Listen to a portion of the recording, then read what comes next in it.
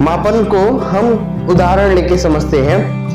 मान लीजिए आपके जो घर में आपकी मम्मी है वो कहती हैं बेटा जाके चीनी लेके चले आओ। क्या कहती हैं? बेटा चीनी लेके चले आओ। तो आप कहते हैं जी मम्मी, चीनी लेके आते हैं। तो आप जाते हैं पास वाले दुकान के अंकल के पास कि अंकल जी क्या दे दो? चीनी दे दीजिए। तो अंकल जी पूछते हैं बेटा कितना चीनी चाहिए आपको? क्या पूछते हैं अंकल जी? कितना चीनी चाहिए आपको?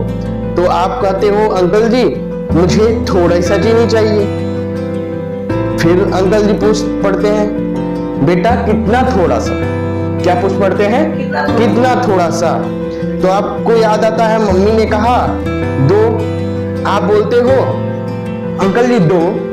तो अंकल जी ने क्या किया? 2 दाना चीनी निकाल के आपके हाथ में दे दिया। तो फिर आपके दिमाग में सूझा ये 2 चीनी में क्या होगा? ये 2 चीनी में क्या होगा? तो फिर आपको याद आया नहीं, मम्मी ने कुछ और कहा। 2 के बाद कुछ और कहा था। मम्मी ने क्या बोला था? 2 किलो चीनी ले चले जाओ ना। तो अंकल जी, आपने बोला अंकल जी को अंकल जी मुझे 2 किलो चीनी दे दीजिए। तब अंकल जी भी खुश और आप भी खुश, क्योंकि आपकी जो चीनी है वो भी अब आ रही है।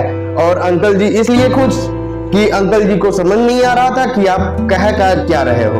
ठीक है, तो अंकल जी ने क्या कहा? आपने कहा अंकल जी से 2 किलो।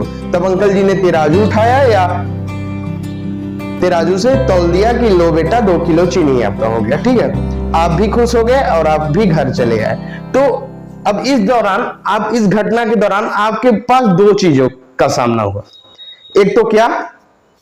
मापन के लिए 2 चीजों की आवश्यकता हुई। ठीक है, पहली आवश्यकता मेजरमेंट तो ये है, लेकिन पहले किसकी आवश्यकता हुई? आंकिक मान। क्या? आंकिक मान।